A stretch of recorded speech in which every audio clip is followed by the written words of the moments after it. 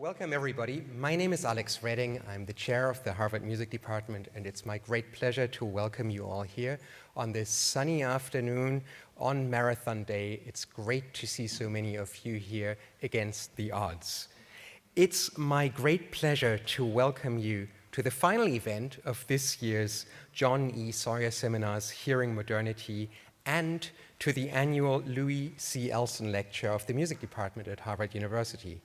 It is also my great pleasure to introduce Jacques Attali, economist, man of letters, and music lover extraordinaire.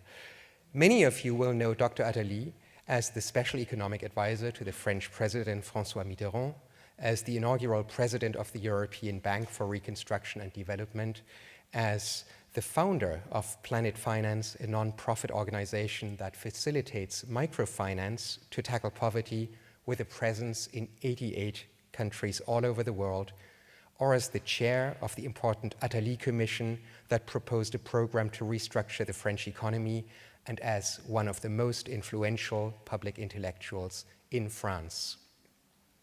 Jacques Attali is also the author of some 60 books, including philosophical essays, numerous novels, historical works, and biographies, even a children's book. Many of these books have been translated into English. The French public can keep up with his views and opinions in his regular column for the French weekly L'Express. He is also a passionate musician, a pianist, and conductor. He has directed numerous orchestras, including the Orchestra of Grenoble University and the Lamoureux Orchestra. And one of my personal highlights, he wrote the lyrics for the song Colline by the French singer Barbara. Of course, in this circle, Jacques Attali is best known for his influential book Noise, or Bruit, which was first published in 1977. A provocative, dazzling, brilliant work, it excited and perplexed readers in equal measure. Dr. Attali's economic history proposed a completely original view of the politics of music and noise. When the English translation came out in 1985, it struck America at the height of the fervent discussions that became known as the new musicology, and it succeeded in fundamentally shaking up the field. Looking back at the book, some 35 years later, it seems that much of what Dr. Attali said was outright prophetic. Prophetic is, of course, the operative word here, since the book proposes no less than that music has the ability to presage social change. This is a far cry from the models that sociologists such as Max Weber and Theodor Adorno proposed, in which musical structures parallel and reflect social structures. In Attali's model, music comes first and society follows. Like finance, he argues, music is an excellent predictive science. What is more, Bruit is not merely interested in the history of musical composition, but in multiple systems of musical exchange, starting with a stage suggestively called sacrificing, where music circulates by oral transmission. It is the technology of the musical score, then, that ushers in the second stage, representing. The emergence of modern recording technology around 1900 brings about the stage of repeating, which eventually gives way to a renewed creative engagement with musical material. This intriguing fourth stage is called composing. Each of the four stages is characterized by a renegotiation of the space between music and noise, between order and disorder, control and violence, and at the most metaphorical level, between Lent and Carnival. As anyone who read the book remembers, the book opens with a striking structural reading of Bruegel's painting, The Fight Between Lent and Carnival, that lays out the main topics of analysis to follow. It is the fourth stage, composing, which takes us into the present, that has elicited a great deal of interest and speculation. Composing, in the literal sense of putting together, describes the post-recording stage that returns to a new performative mode, a new orality, a new body-centered focus, and ultimately a new functionality of music and noise. Dr. Attali discusses free jazz and Russo's art of noises in this context as exemplars of this mode of composing. With the benefit of hindsight, we may also think of such techniques as sampling, remixes, mashups, and various forms of electronic music making. It is worth remembering in this context that when the original book was written in 1977, there was no internet, there was no digital sound synthesis, and electronic music was still in its infancy. Over the years, it has turned out that this final chapter is truly prophetic. What most American readers don't know is that there is a second edition of Bruit, which came out in 2001 in French, in which Dr. Attali thoroughly revised large parts of the book, especially the fourth stage. Many of the techniques and phenomena that he was grappling with in 1977 had materialized in the new millennium. It is a joy to read these two versions side by side to see how history evolved in the meantime. It is no exaggeration to say that Bruit, with its theory of the politics of noise, anticipated several discussions that would take many more years before they happened at the institutional level.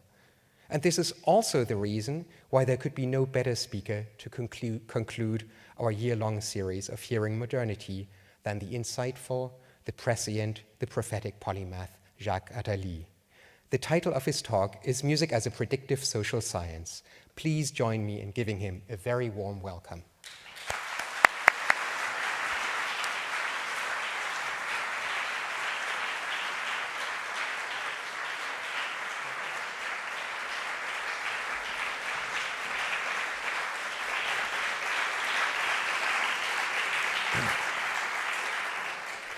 It's really a great pleasure for me to be here tonight to speak with you and to speak on this subject here. Usually when I speak, when I give my lectures as a professor, I speak without any notes, without paper.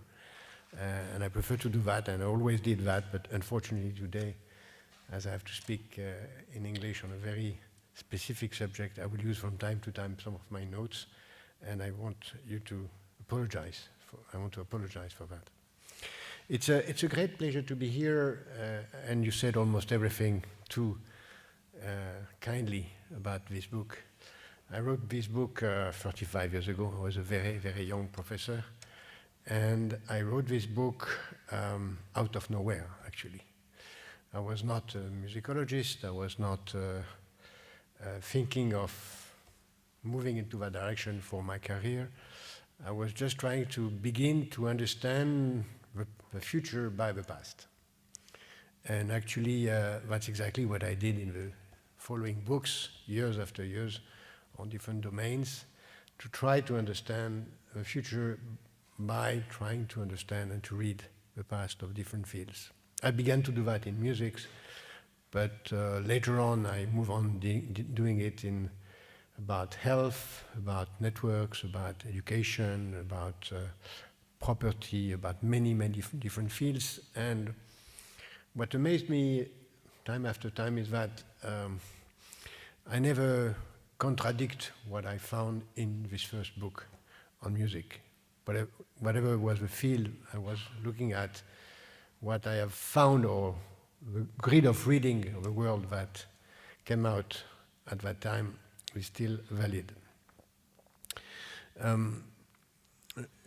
Therefore, when I began to write this book in 76, actually, published in January 77, but it was actually published in 76, I did that with a subtitle, Politique, Économie, or Économie politique de la musique, Political Economy of Music. It's a book about, is it possible to understand the economic structure of music, and through that to understand the role of music in society. And what, as you said, was something that struck me from the beginning was that music was always in advance on the evolution of society. And therefore I tried to understand why, how it could be structured. At that moment I was reading a lot of books, of course, as always, and I went through a lot of books on musicology, but that was not of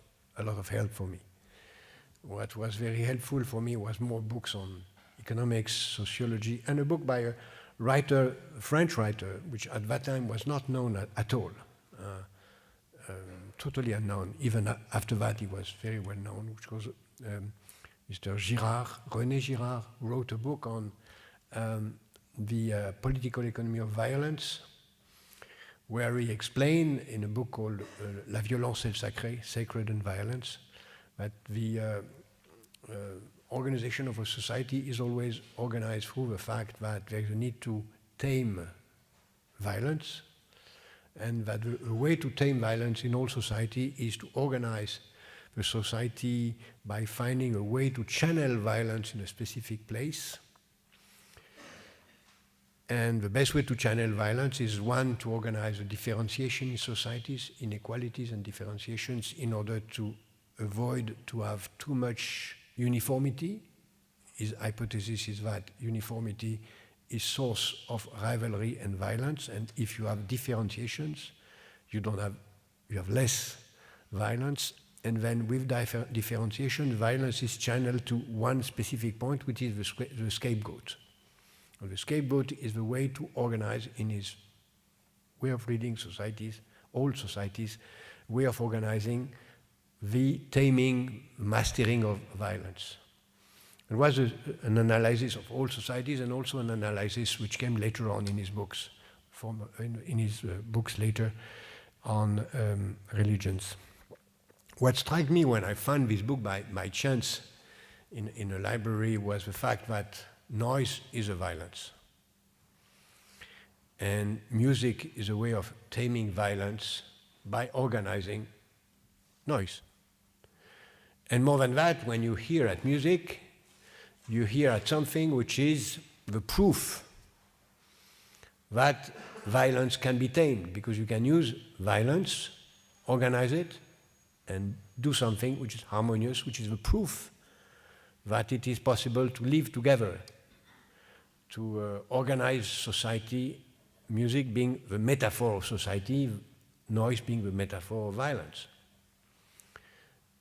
And as the scapegoat was in René Girard's book, the go-between between mankind and gods, because when the scapegoat is killed, he goes to the divinity with a message from mankind.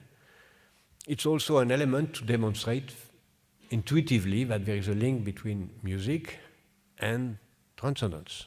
Music as a go-between between reality and transcendence. Coming from that, I tried to understand in that book, as you said, it was in '77, how is it possible to structure this understanding of societies, and I shaped that in 4 different stages, phase, which is not one replacing the other, but one adding to the other. And as you said, I organized that saying that there is a first phase, which is what I call sacrifice, which is when the music was mainly organizing violence, but not the music in itself being a specific dimension of society, but music being an intimate part of religiosity, music being just an element of rituals. And then the whole of the rituals was about organizing the need of and the designation of a scapegoat, whatever it is, and music being the immaterial metaphor of that explanation. It's why music, there is a lot of explanations of hypotheses on where does music begin. Was it with the whistle of birds, or was it with the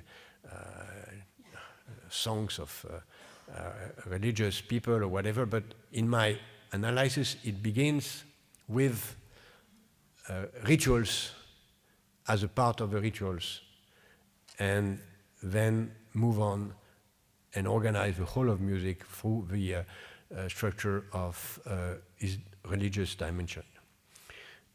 I would not be long on that part of my speech tonight, because I want to go later on to does what I proposed was true, what was wrong, and what can we say today, mainly as as of music as a predictive instrument for the future, not the future of 77, which is useless today, but the future of tomorrow. The second phase appears, in my view, beginning in the Middle Age with Menestrel and other dimensions of relations between popular music and religious music, where people begin to understand that there is not only music as part of religion, but music coming from the people, and music entering into the relations with other kind of people of power, which was not only religious people, not only prince appointed by religions. Emperors were supposed to be designated by the church, whatever church it was, to be a representative of a power on behalf of God. But appear another kind of power, which was purely out of religion, which was bourgeoisie. And it appears, strangely enough, at a moment where there was a move of music from the church or the castle of the prince to a very specific place, which is a place where people are not invited to listen at music, where musicians are not paid as member of the church, as they used to, or by the church, but are invited where musicians are paid by bourgeoisie to provide them with an instrument to demonstrate that they have a new power. Music was an instrument of power of church, therefore music must become an instrument of power of the new power, bourgeoisie. And the place where the bourgeoisie should listen at his own power was this kind of room, concert hall, where people pay for attending a show, representing. And it's strange to see that the concert hall, the tickets, the closing doors, where you pay for entering, was the beginning of market economy, scarcity. You pay for something scarce, you pay a ticket, much before the whole of market economy appears to take power in the world, which actually happened first in Italy, in Flanders, and in Great Britain. And it's true also that the representation of music, stage, audience, was in advance with the representation of power through deputies, parliament, which was exactly the same. You organize the show of power by putting people in charge on a scene. And musicians were also, at that moment, with a different status, which was they were paid not anymore as civil servants, as we all know were musicians like the one of his first line, or this line. These one were paid by the church, and this one were paid, some of them were paid by the prince. But later on, they be not paid anymore by the prince or by the church. They were paid by concerts. They make money out of concerts. And that's the first beginning of the entrepreneurs. More than that, at the 19th century, we see happening through music a lot of dimensions that will be later on part of the global economy, such as the orchestra, division of labor, first real division of labor, with people in gray or black, anonymous workers, with one star, the conductor, which is supposed to become the leader, which is actually exactly the definition of a CEO of a company. And actually, when you see the first books on the job of conductor, it's a job on politics, what politics will become later. With also the idea that the representation should let believe to people that they have a chance to be to live in a world of individualism, and therefore there is a need for seeing an individual character within the orchestra. That's the concerto, where you have a soloist which is saying you live really in a world of individualism, even if all the other people are anonymous there is someone who can appear as an individual. But the whole ideology of individualism was there at the beginning of the 19th century in the orchestra and the concerto, which began in the 18th century and even before 17th century, which was the demonstration that music was in advance. And I give in my book a lot of other examples of that. Later on, we have the, of course, the question of how to organize the scarcity of music, knowing that music is not scarce by nature. And that's the core problem. If I have a glass of water here, I give it to you, I don't have it anymore. If I have an idea, I give it to you, I still have it. If I have and that's true for music too. If I have a music, I give it to you, I still have it. If I have anything that is an idea that I give to you, it's for free. Therefore, if you want to organize that as a market economy, you have to make artificially scarce. That's the role of copyright. And that was a long process in music.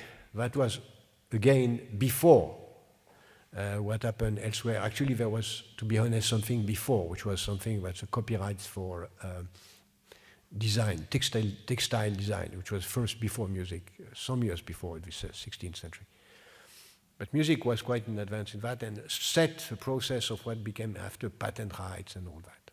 And then came another phase at the mid-19th century, which was the fact that representing was not enough. There was more people willing to listen at music, and happened records. It's not only the fact of recordings which could be seen as the past, but it's part of putting music into something which was done as an industrial product on an assembly line and produced in order to be accumulated. It's exactly what will follow with car industry, consumer goods, but it was in advance, once again. The records was in advance. Even if people at the beginning, when records begin to appear, people were not really aware of the use of it. That's fascinating to see. Maybe some of you have studied that, but when the gramophones appear, not a lot of people knew what to do with it. The first idea was to use the gramophone to blackmail the musicians on a theater in order to tell them, if you make a strike and refuse to play at the salary you propose, you will be fired and a gramophone will replace you. That was the first idea of a gramophone, as explained by the first conceptors. By the way, that was also one of the ideas for the telephone. When the telephone was invented, the first idea of the use of telephone, people say, what would be? They say, we will use that to talk to the directors of a company if he's taken in hostage by workers on a strike. That was one of the first ideas that what can be the use of a telephone. Then we see that the assembly line began by the gramophones and the records, but of course, not far later, 2 decades later, we saw that coming from the car industry and the other consumer goods. And what is interesting in the specific consumer goods of which is music is that it goes deep into the same question at the beginning, which was, as I said, music was relations with death and life, eternity, divinity. But if you look at what is a record, it's a crystallization of time. And if you have a record, you say, or you think, or you don't know that you think, but you think without knowing that you think, that whatever happens, you will have time to listen at it. You will not die before listening at it. And I explain in that book that I think that one of the reasons why people are happy to have a collection of records as well as a collection of books or a library, personal library, is that when you look at your libraries, when you look at your collection of records, you think, I will not die before listening to them. I cannot die. The books are a kind of as well as the records, are a way of thinking of death without being afraid of it, because you stockpile a certain amount of time that is still available. That's another dimension of music which is still always the same, which is a way for society to think of death without being afraid of it, as it was at the beginning. Music is consoling and reassuring. Don't be afraid. Don't be afraid. You are not alone in life, and you are not alone in the future. Then I said that, and the book appeared at that time, 76, 77, when it was the whole of that. I explained that the price of records cannot be the differentiation, because if the value of a record was really the value of what is in it, people will pay a different price for a certain piece of music or a certain musician and not for another. But we pay the records the same price, whatever is the musician. And then the differentiation is through the ranking. And I explain in that book that at that moment, that was the fact that the value was not anymore in the price. And that was the beginning of the end of a market economy, because the price was not explaining the value. The value was explained by the ranking. The more something is bought, the more it has values, which is in a certain sense silly, but that was exactly what happened with the record industry, with the charts, much before it happens elsewhere, where people begin to realize that price is not anymore really a sign of values. Music was first in that. And my forecast was that at the moment that it can't last. A society where something can be repeated without any limits at a price which is always lower, lower and lower, where this will escape from material, and at that time was not obvious that it will escape. It was before this, even before the CD. I said something will happen that will take that out of materials, and then something will do some change.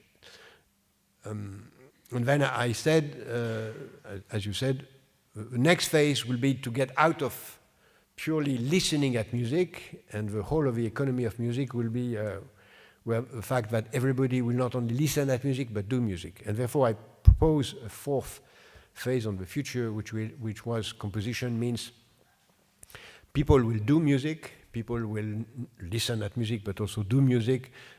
They will do music for themselves, and they will do for free, just for the fun of doing music and for the fun of sharing music with others.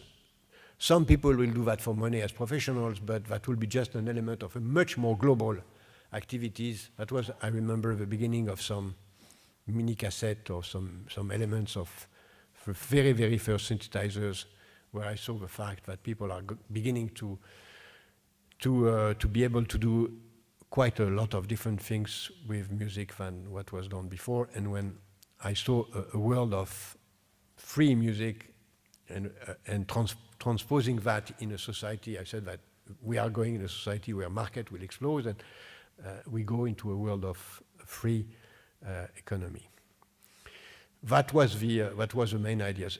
You said that I wrote another version in 2001. Actually, when I was asked to do that, I did not want to change anything, because I was very happy of what I've written, and therefore I said it would be cheating to say that I forecast something, but it would be a pity not to understand that I did forecast. And therefore I didn't change anything, except that I get rid of what was, in my view, terrifying in the first version of the book, which was the jargon. And I must say that I confess that maybe one of the reasons of the success of the book, both in French and in other languages, was exactly what I hate, the jargon. which has been brilliantly translated by Brian Masumi in English, but it's still jargon. And I hate that jargon, which is, by the way, very often French and loved by Americans, admirer of French thinking, even if it's void. Pure name droppings of concepts. And I get rid of that in the second version of the book, and it didn't change anything except the fact that it was readable by a large audience, which was not the case of the first version, even if a lot of people pretend to have read it because it was a large success. But please don't be too much impressed by name dropping and concept droppings of French speakers and by their American disciples, which I see and read in a lot of academic fields. Something important can always be said with normal words, simple sentence, and a few words in a few sentences is very often better than 10 pages of obscure concepts. What was true and what was wrong in that explanation, and what can I say as of today? What was true, in my view, that the relative decline of sacrifice and that dimension, not because of religion diminished, but the share of that music in the global world of music is declining. The relative decline of representing, that's clear, even, and I will come back to that, if representing is still very present, the share of representing concert in the global music is declining. But, as I said in the book before, representing is crucial because it's time you share with someone. And the time you share with someone is the only thing that has a value, because nothing is really rare. The only thing which is rare is time. And when you decide to come to this room, is to share time with me or with other people, and that's rare because this time you will never come back. And that's an infinite value. Therefore, the value of representing of live events is very expensive. It's why I forecast in the book that people will continue to pay a very high price to go to concerts because it's time you share with someone, while they will not pay anything anymore to buy a record or whatever because they can find for free. And even I forecast that it will come a moment where the concert who used to be something that costs money to the artist in order to sell records will be exactly the other way around, where people will pay money to go to the concert and they will get for free out of the concert the record of whatever kind of form of a concert they have attended. Which is exactly why, because time is the real value. And if you go further to that, my forecast was, and still valid, that this will be valid for something else. For instance, I believe that for writers, or for, let's say, take newspapers, I believe that newspaper will make money not at selling newspapers anymore. They will not make money at selling digital versions of their newspaper. They will make money out of conferences that they will organize with journalists that will come to speak to the audience. I also believe that, and it's beginning to be true, that it will be true also for writers. They will make more money than the lectures they make out of their books than of the books that they sell. And the books will be only a way of having the organizational conference. And I do believe that bookshops will become conference center. Bookshops being an annex of a conference center. That's a way of showing you how I think from music to the rest. Music as a kind of predecessor of the evolution of the rest. Something else that I think was true in the book was the fact that free music was coming through the development of digital, which is true today more than it was at that moment, through the development of new way of organizing the economy of music. And in the book I said that there was something that will appear as the right business model of music for the future, which was a way of distributing music for free for the consumer, but with a sustainable model for the artist. This model was the radio. If you look at the radio is free for the consumer. You don't pay for the listening at the radio, but the artists find a way to be paid by different techniques, which are by the different societies who pay for them, either by advertisement or by subscriptions or whatever. And in my view, internet is just the same business model than radio. Subscriptions or taxpayers' money, if it's a public radio, but the consumer don't pay in itself. It pay only a subscription, but not music by music, or piece by piece, or article by article if it's a newspaper. Also, I saw in the book the fact that there was a development of individualism, the development of the fact that music was going to merge into the different form of art, and we see that with clips, for instance, which is an interesting demonstration that music is only a part of a global art. Performance, which put music as just a dimension of something more global, which is a dance and other dimensions. And the fact that also music was everywhere. In the book, I explained that there was something coming which was interesting, what was the lift music. Music you listen in the lift, or at that moment it was just beginning, but my intuition that was going to be very important because people want to be reassured in the lift, that the lift will not have an accident. And I explained that this is coming everywhere because people are afraid everywhere to have some accident, and they want to listen at music. Will it be to listen or to be seen by listening at music that they are not alone? That's true for takeoff in a plane, that's true for everything. And people with earphones, they want to, they isolate themselves to demonstrate to themselves that they are not alone.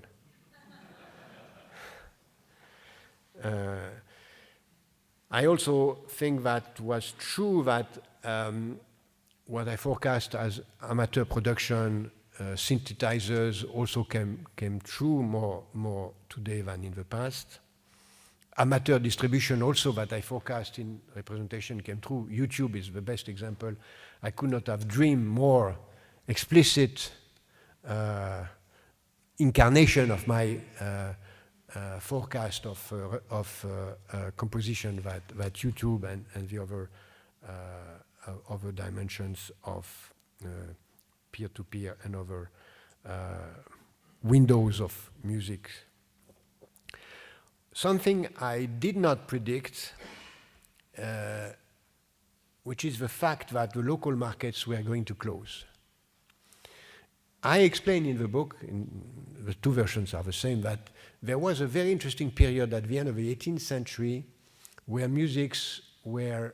musicians were obliged to be more nationalistic, where the moment where Mozart were bound to write in German and not in Italian, when French musicians were asked to write in French and to do things, music linked to French. There was a fight between classique and moderne, where classics were what we call the modern, and the modern what we would call the classics.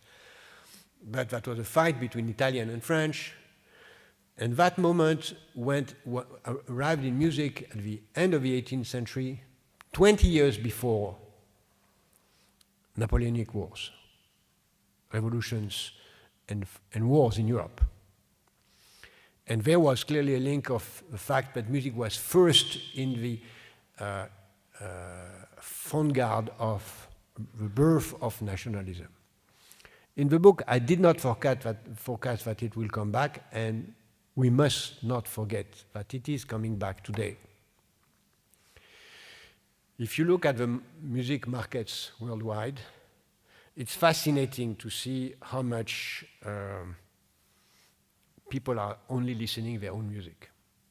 Not only in the US, which is totally almost close to other music than music swallowed by the American society, but in France, 17 of the top 20 albums sold in 1913 were French. In Germany, 7 out of 10 were Germans. In India, 90%. In Japan, 100%. In South Korea, 100%. In Brazil, 90%. In Italy, 90%. Only Spain is 60%, and Malaysia, 50%. Africa is 80% too. That nationalism in music should ring a bell of the world of today, as the fact that nationalism is a challenge to globalization. Nothing should be more globalized than music. It's not the case. Market economy and democracy, which should be global, is not, even if we listen at classical music everywhere in the world. And if we listen at wonderful global success such as, what's the name of it? Gangas Korean song, which is an example of globalization of music. That could be a counter-example of my fear of nationalism. And we have seen also that with the Beatles and whatever, a lot of things can be said that I didn't say about 68 and all that. Something which also I predict but not came true is the fact that we will invent a lot of new musical instruments. Not yet true. There are some, not yet true. Something I was very proud of predicting, which is true, is the fact that I made a link between bureaucracy and atonal music. And I said atonal music and music without any relations with popular music, therefore this music is a dead end, as bureaucracy is a dead end. I said bureaucracy, such as the communist bureaucracy, and atonal music will die together. I said that in 1977, and Mr. Boulez was not one of my friends after that, even if I have a great admiration with him as a conductor. What can I say as of tomorrow? And try to, if I was going to write this book now, what should I say? One, can we say something on geopolitics through music? Yes, we can say risk of protectionism, risk of a new period like the period of the end of the 18th century, and by the way, the beginning of the 20th century, which was also a period of wonderful globalization followed by protectionism, nationalism, First World War, etc., etc. We are not far from that, and music is saying that. Music is also saying that some continents of some regions are much more vibrant, dynamic, world-oriented than others, which is the case of Brazil. Music is worldwide, both in and out. Africa, which is at the root of the American music, and everything is African. But China is nowhere. And that confirmed my own instinct and my own theory, which I develop elsewhere, that China, 21st century is not going to be the century of China. It's going to be the century of Africa. And music is an example of that, an element of that, because not only because Africa is going to be going from 1 billion to 2 billion citizens, but because Africa is going to have a universal dimension when China is inward-looking. It's not a critique of China. China has always been l'empire du milieu, which means only inward-looking and looking at the rest of the world in order to attract some whatever kind of wealth to China and not to develop power of China around the world, which was the case of European or American countries want to spread their power around the world. Music is saying that China is not going to be strong. US, of course, is going to be strong. We see also second thing that I can say on the future. One is the fact that live events and performance will be very important. What I said before, I do believe that the only thing that has a real value is time in the future. Energy is not scarce. Whatever happens, we'll find new source of energy. The only information by nature is not scarce. The only thing which is scarce is time, and therefore I think that the only real thing that people will pay for is time. Whatever events, whatever will be important will be linked to real events. For instance, education will be linked to, in order to survive, to entertainment, edutainment. Shopping, either it will be online and disappear as a shop, but a shop wants to survive, it has to be a show. And everything will be linked to that. If you are not able to produce some value in the time you share with someone, you disappear. Third prediction that I see for the future coming from music is that music will go to be everywhere, not only anymore on somewhere you can listen at. And actually, if you look at both sacrifice, representation, and repetition, it's something you listen at somewhere at the beginning. The records, even you listen at your gramophone at home. But now more and more music is developing to be listened everywhere. Nomadism. Music is demonstrating that we enter into a period of nomadism. We get out of sedentarity, and nomadism is coming to be the real rule. And it's why we see the development of music everywhere on all the different nomadic objects that we have in our pockets, where music will be there in order for us not to be alone in a world where we have chosen to be lonely autist in a certain sense. That's why I believe that music will be listened at by a much larger share of the population by these new techniques in the future. It's also, a prediction can be also that property rights will disappear. It's property rights, which is really something that people are fighting for, will disappear. I think that the period where people are fighting against, for defense of property rights, both in patents or property rights for intellectual property rights, will disappear. I don't say that I'm in favor of that, but I see that as a trend. And music, which is now more and more a mixture, if you look at the role of DJs, for instance, they mixed existing music, you don't know who is what, who is creator, interpreter, you don't know who is really doing what with it, is the beginning of the end of property rights.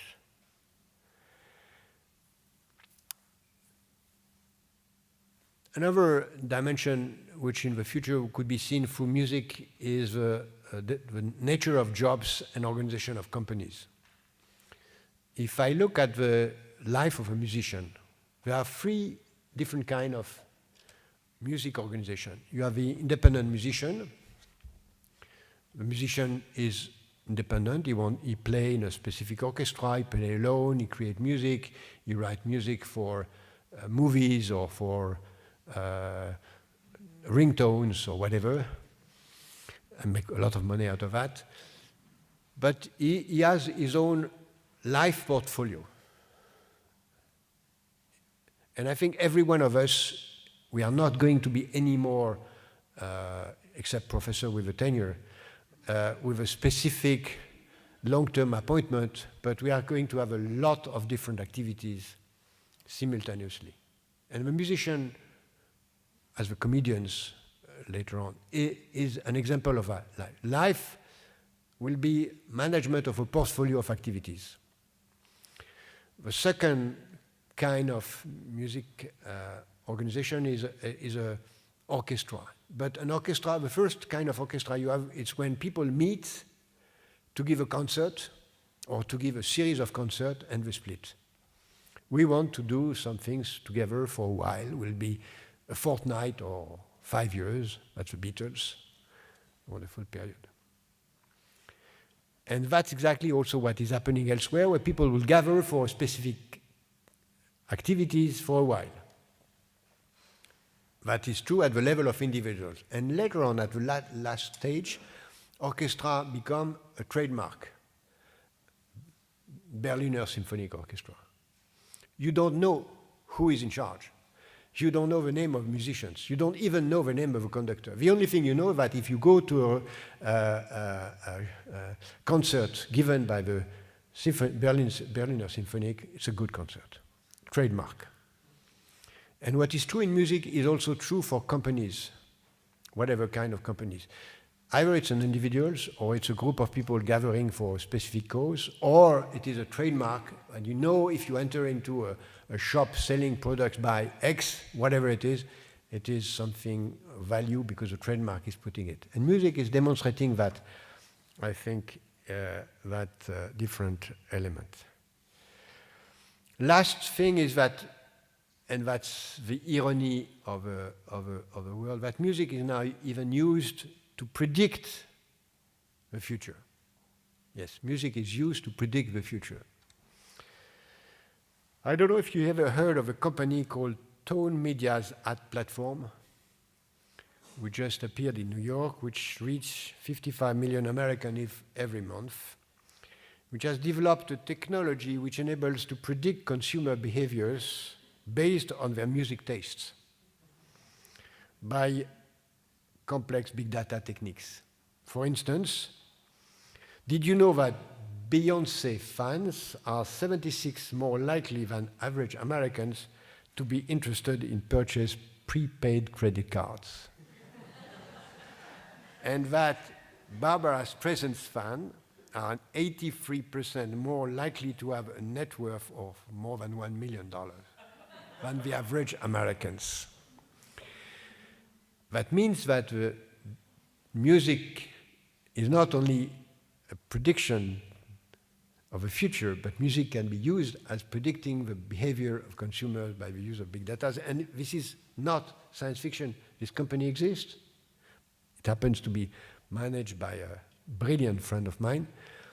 And when I do publicity for him, and they propose their services to companies for marketing, where they sell their advice in order to make a global publicity. If you want to focus, you should focus on this artist.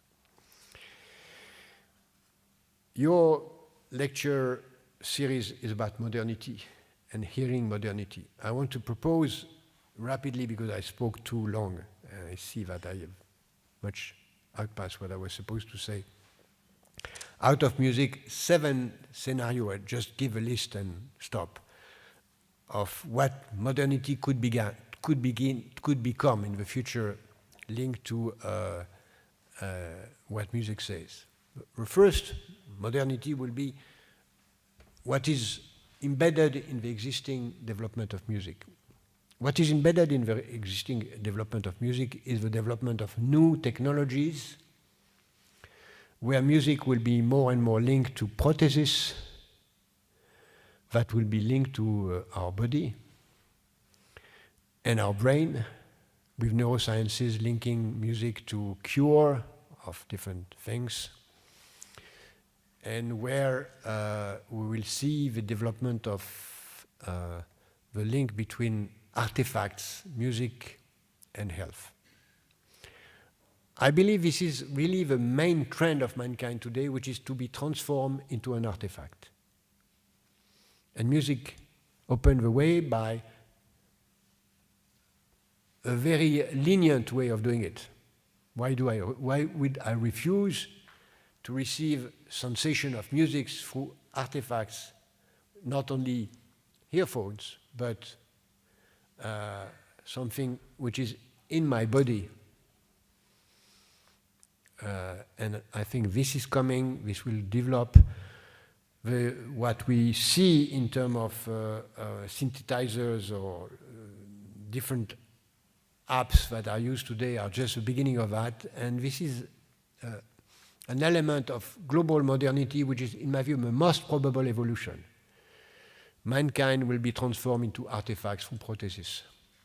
By the way, it is also an answer to death, first question of the beginning, because a living body can die, an artifact never dies. Never dies. Therefore, it's a silly, absurd answer to death to die in order not to die, to be transformed into an artifact in order not to die. But it's exactly what happened to mankind. We want, whatever happened, to have an artificial heart, an artificial lung, an artificial whatever, in order to survive. And music will be an entry point to that, and is already an entry point to that. In my view, it's the most important, most probable evolution, that music, it's a nightmare, but it's the most probable evolution that music is opening. We can see others. One is nostalgia. Modernity has nostalgia, and we see that when we see that people are listening at old music, the 70s. Why the 70s? 70s, end of 60s, beginning of 70s is the climax of the Western civilization. Happiness. It was true in music, but it was true also in the fact that it was a moment where the West was at this climax, the rest of the world was depending, and today it's not the fact the Western world is not disappearing. The Western world is giving its role to the rest of the world, which, by the way, is westernized. Exactly as at the end of the Roman Empire disappeared, but everyone became Roman. The so-called barbarians became dressed in Roman, they eat Roman food, and they speak Roman, and that's it. It's exactly what is happening to the world. The world is westernizing, while the Western world is declining. And the nostalgia is explaining that. Another modernity which may come is the modernity of what I call ethno-modernity, which is the fact that you want to link yourself to your roots. It's why I see with nationalism. It's what we may see around the world. Modernity as purity. Refusal of, denial of foreigners. We see that around the world. Unfortunately, we see that even in my country, but we see in a lot of countries. We see that in Africa today. We see that in Ukraine today. We see that in a lot of countries. And music is saying that. Modernity, future will be to be ethnically pure. Another kind of modernity will be to be purely violent. And I see music being associated to that when we look at music in its dimension of violence, in music as an element to push people to express their violence, where violence is becoming through music something which is allowed. Even when we see music also being a way of putting people in position to behave as soldiers, like we see in some concerts or in some festivals where people behave like in uniforms, behaving all as equivalent anonymous soldiers. The last form of modernity, which could be seen as what I call composition, what I will call today altruism, is the fact of sharing music, finding hope, happiness in sharing music with the others, making music with the others, learning the joy of making the other happy, which I do hope will be your own dream. Thank you very much.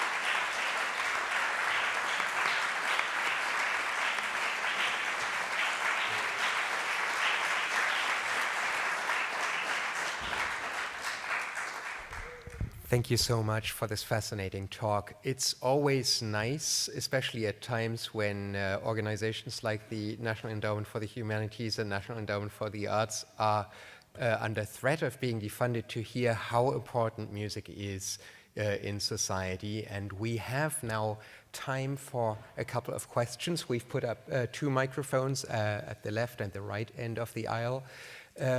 Please come up to the microphone and ask a question, and we have time for a few questions. Please just come up to the microphone, whichever is nearest to you. Thank you, Professor Attali. Here. I'm Herbert Quelle, a German diplomat currently on a sabbatical here. And thank you very much for your thought-provoking presentation here. I think it has given many of us some new ideas about the world. And you contradicted some of the common wisdom. For instance, when you said that this century will not be the century of China, but that of Africa.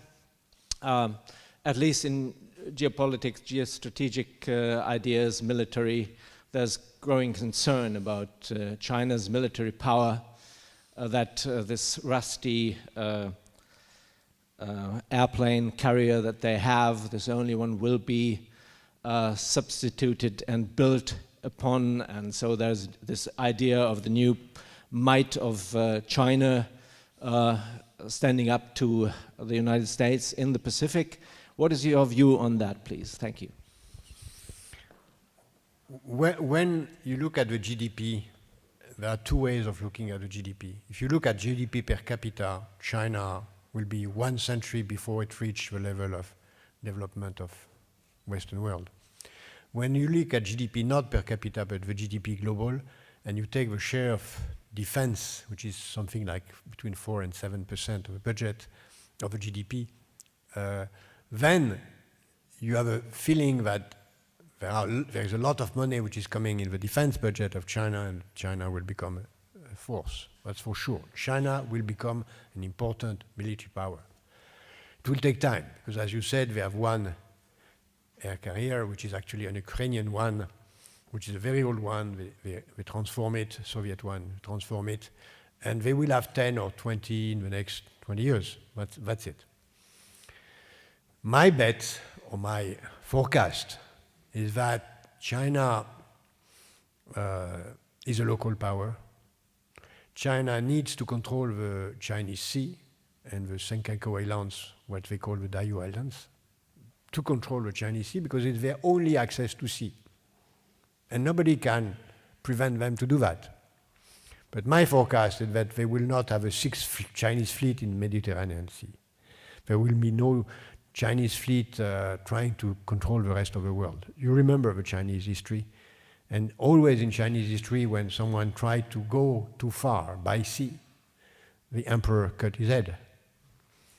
I do believe that China will not enter into that for 1 or 2 reasons. One, China has huge domestic problems. Population of China is declining. They don't have a pension system. They don't have health system.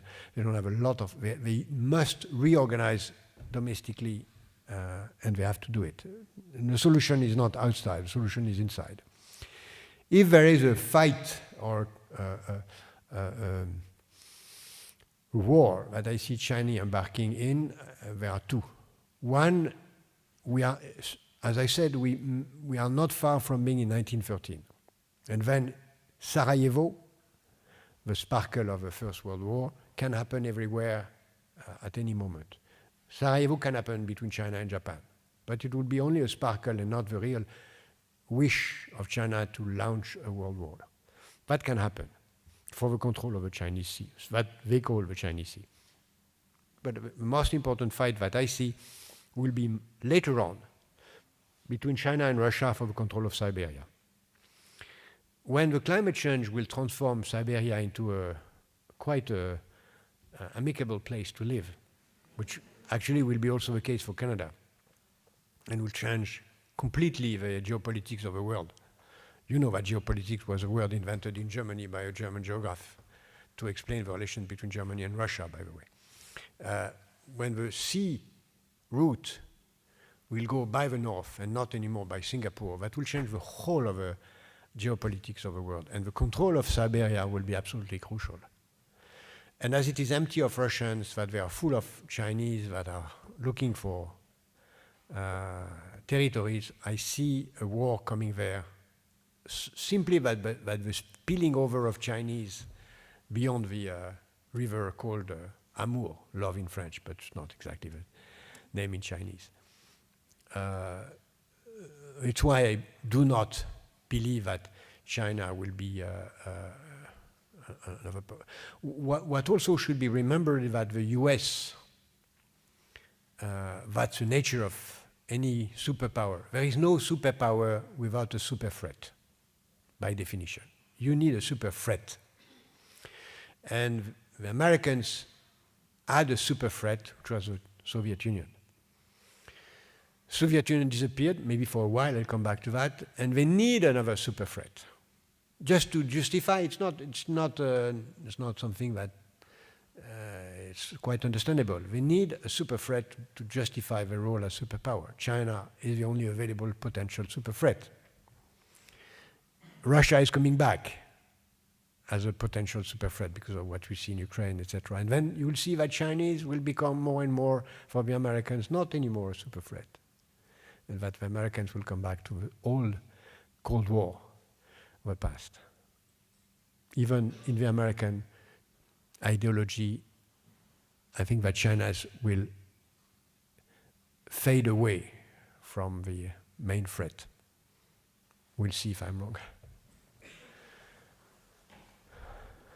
Thank you very much for speaking. I've enjoyed the lecture greatly. My question is, and you talked about sort of the changing nature of the media, do you think that in some ways in music, and I may be going out on a limb here, with the shift, with so much technology now, you might be having a little bit of a back to the future, sort of a back to the future moment in that when there was an absence of a true mass media, there was, I assume, a great diffusion of musicians because everyone needed local musicians, everyone needed local people. Then you had the sort of rise of the centralized media that sort of created these pop stars who dominated everything. Now anyone can just, now you still have the big pop stars dominating things, but anyone can get on YouTube and anyone can get their name out there. So do you think that we're almost seeing that it's like, because we have so much media, it's a bit like when we didn't have enough media and that there's a great diffusion of popularity? I think we'll have both. We'll have both global stars and niche markets, and a lot of niche markets where people will have either their small period of glory worldwide, but also will be with specific tailor-made audience on a smaller market. And as the barrier of entry is much lower, which is the same for books, by the way, it's possible to make your living with music with a smaller audience than in the past. That's why we'll have niche everywhere.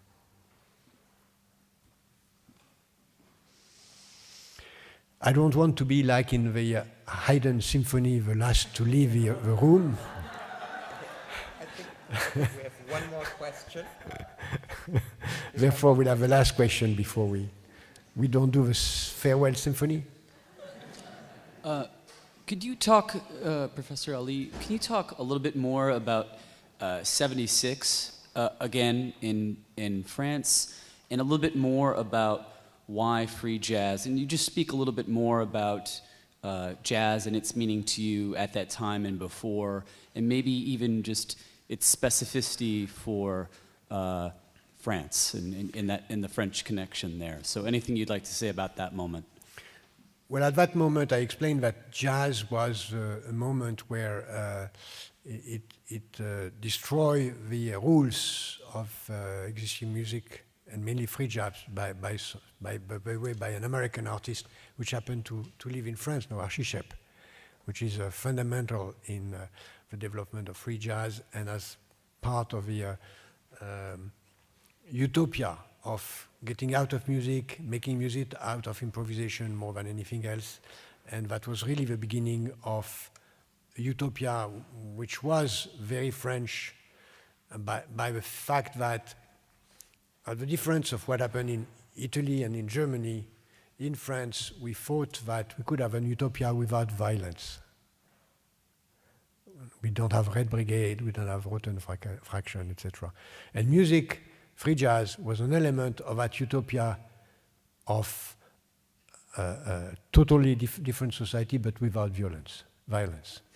That's why free jazz was so important for French society. Thank you very much.